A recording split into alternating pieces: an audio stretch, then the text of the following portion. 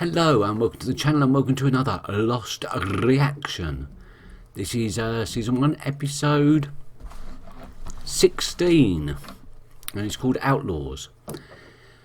And last episode we had very much a Charlie story. Well, in the backstory we did. Again, we're coming into that scenario kind of midway through. We don't know really the background behind that deception, with Charlie going in and trying to steal money for drugs from that, what I would assume, extremely rich woman or daughter of extremely rich person. The thing is that Charlie did actually fall for her. That's the trouble with people like Charlie. They're highly emotional, they're good people, and when faced with the inevitable having to do the wrong thing through whatever reasons, they can't do it. Can't do it. Which kind of tells me what sort of guy Charlie is. And he's very much the man I thought he was. He's a good person. I still like Charlie, despite his past, despite the shady things he's done. I still like Charlie. Claire returned with no memory of what happened to her or anything since the plane crash or the plane journey. So, yeah. Vincent came back, which is great. And then, obviously, let's talk about the main event of the last episode, shall we? Ethan. Supernaturally strong, but not immortal or indestructible. Was Charlie right in shooting Ethan? It's a puzzler, isn't it? I mean, what would you do? What would you do given the same set of circumstances? I personally think Ethan got away quite lightly. If it were me, I would have let Sawyer do his, torture the guy to get the answers. He, after all, did torture Scott. That was no clean death. We heard, was it Kate that said all his fingers had been broken, his arms had been broken, and his neck had been broken? There's no reason why Ethan would do all the former after breaking his neck and killing him. So they occurred before death.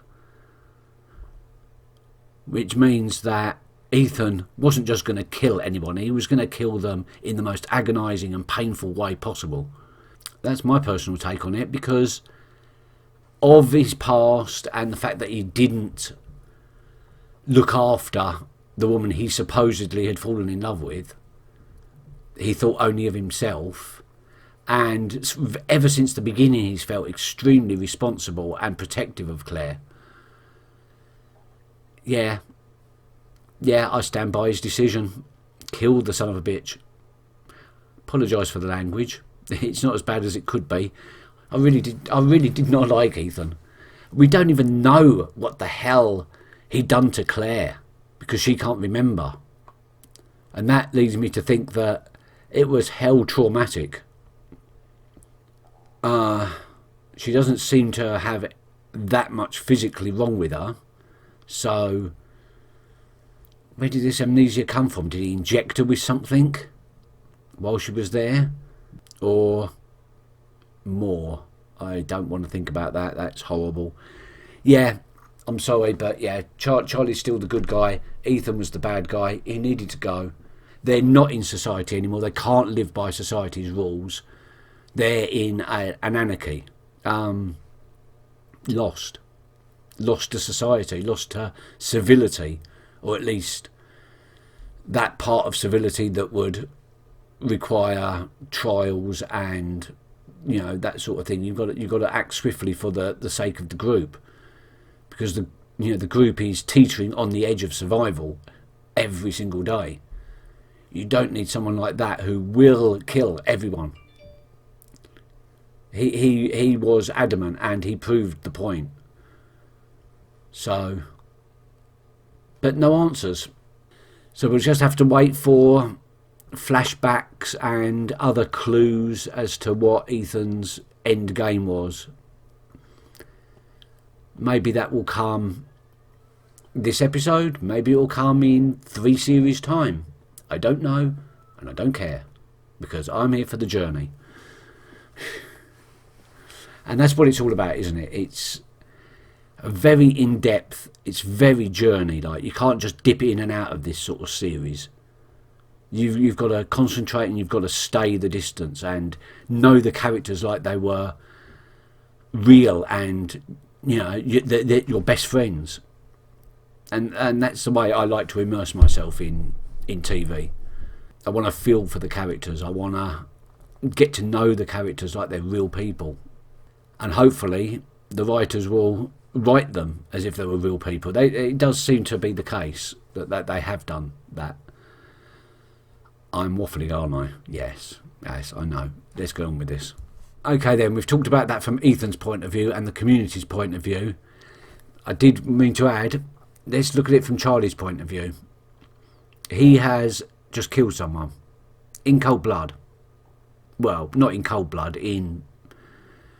let's face it was revenge. I mean, in Charlie's own mind, he wasn't killing Ethan for the good of the community or to save other people from dying at Ethan's hand. He was killing him out of revenge. And now he's going to have to live with that. And I don't think someone of Charlie's mental and personal disposition is going to handle that very well. While I feel that he was morally justified in doing what he did, does he? That's what I'd like to find out. And also, another thing I just want to quickly add, there's guns. And I'm a bit scared about that because I can't remember who said it, but you add guns to the mix and things start getting scary. Yeah, any little argument could kick off into gunfire at any moment, especially when Saeed and Sawyer get into their little personality clashes, should we say. And Kate can't be trusted with a gun either, I don't think. Okay, Outlaw. This is the name of this episode, and I'm thinking Sawyer again, since we seem to be doubling up on a few stories here, a few backstories. Thinking maybe Sawyer as the outlaw, maybe Kate. Yeah, I think we're going to get a Kate story here. Oh my God. Come on. We're not going to go back into Sawyer's childhood, are we? He'll think you're still with your grandparents, okay? Get under the bed. Let's go. Okay. Who's that? Listen to Mommy. This is really important. Get under the bed. Don't make a sound. Don't come out. No matter what happens, don't come out, okay? Oh God, she's in for a beating, isn't she? She knows it.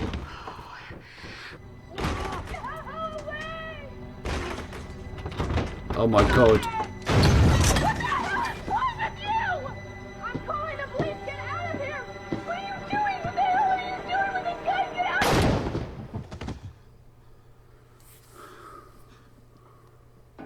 Oh my God. He did a lot worse than... Was that in the letter?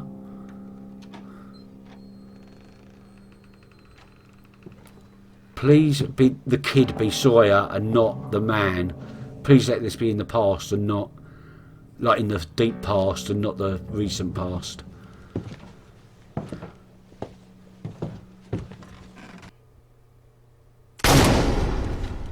Oh God, that's the dad, isn't it? Yeah, that was Sawyer.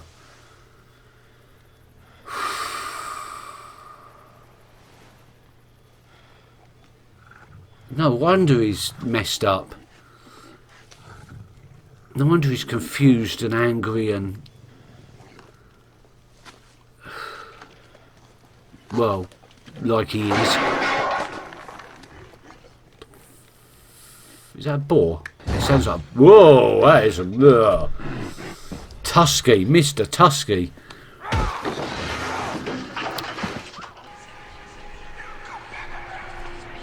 What is that?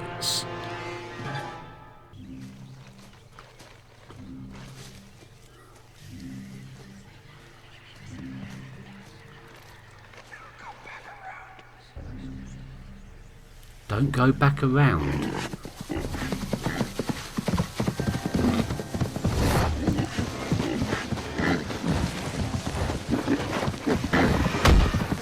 Whoa.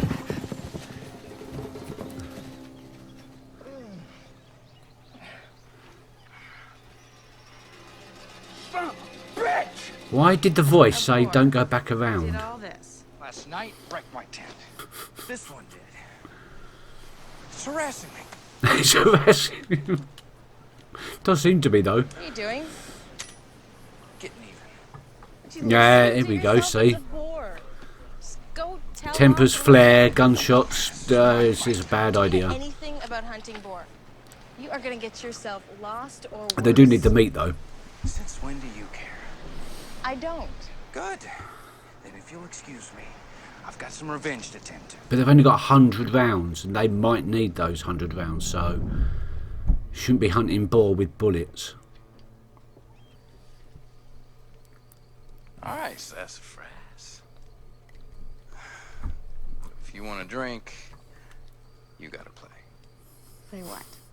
I never. What? I never. I'm supposed to know what that means. Well, yeah, I think everyone knows what that means. Call it a way to get to know each other better. For example, I know you've never been to college. And how do you know that? If you had, you'd have heard about never. It's simple. I've never been married. I can't remember what I'm supposed to do here. I'll give up. Never blamed a boar for all my problems.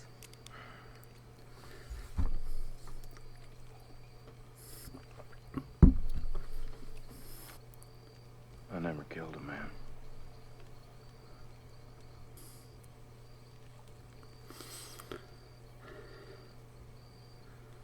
Really?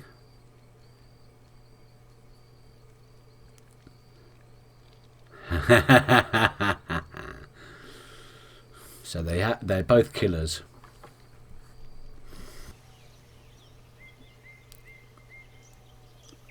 What the hell? Believe this. Well, didn't she notice that when? Everywhere. It ate all our stuff. Nope. It ate your stuff. Mine's fine. That hockey's gonna suffer. That's gonna be John. Don't. I knew it'd be John. Morning. Half price for all Americans.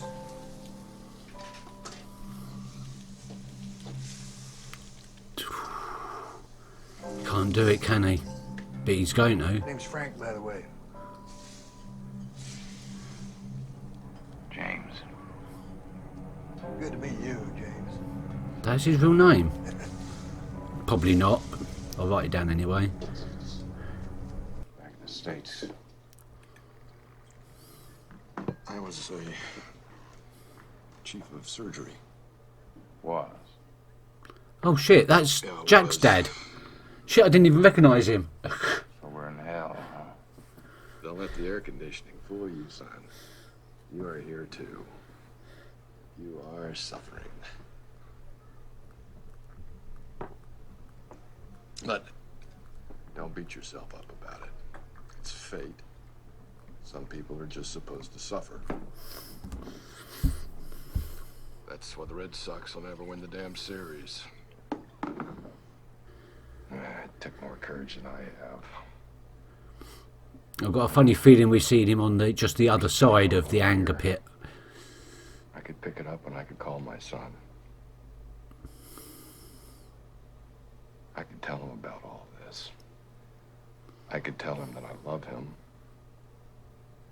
One simple phone call and I could fix everything. And why don't you? Why don't you? Yeah. Because I am weak. No one's that weak.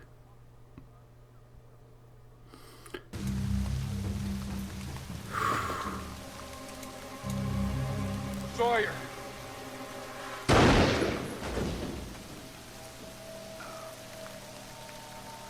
Now tell him why. I got a letter for you.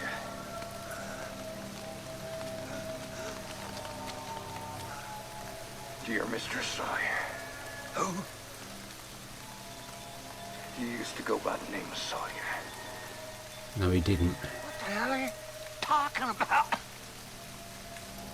You didn't have to tell Hibbs I were to pay. How do you know Hibbs? You don't know what you're doing, do you? Oh my god. The guy thinks he's a hitman. It'll come back around. Oh, it'll come back around.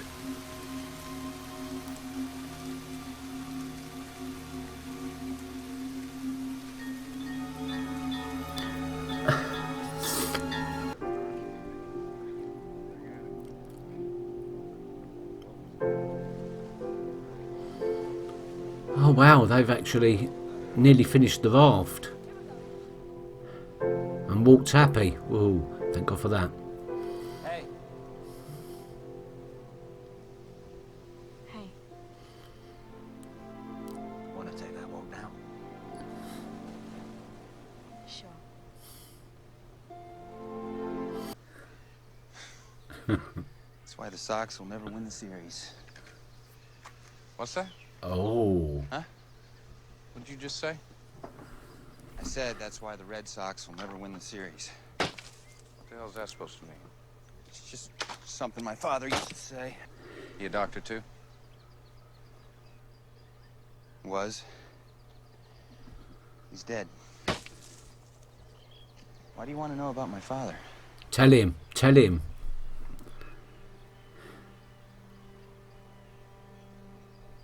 He's not going to tell him. No reason.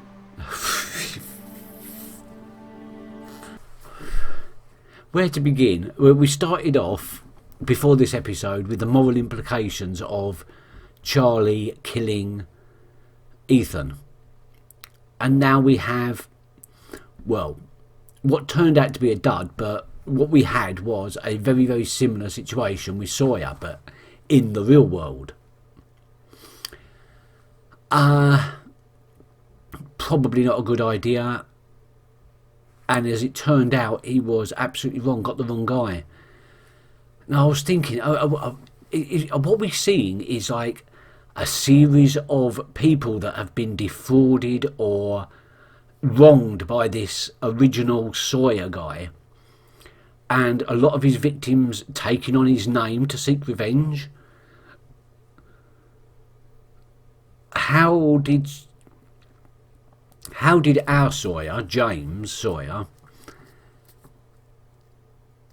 or how did Hibbs come by that information that led Sawyer to the shrimp salesman?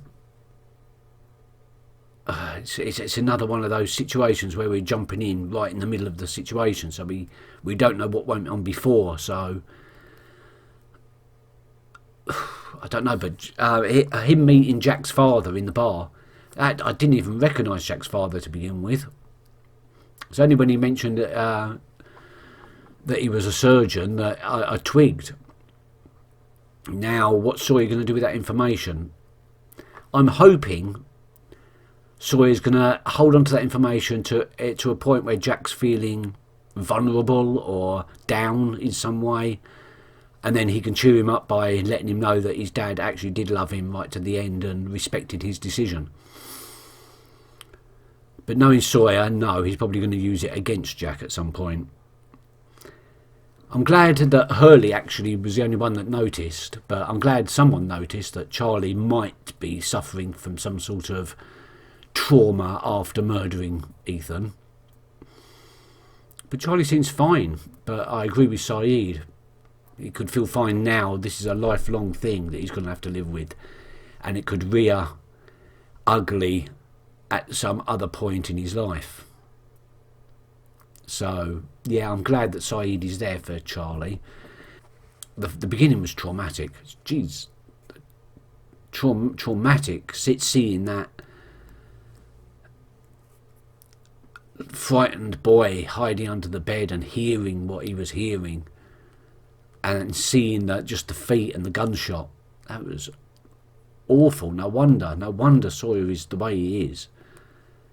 And can you blame him for trying to seek revenge on the man?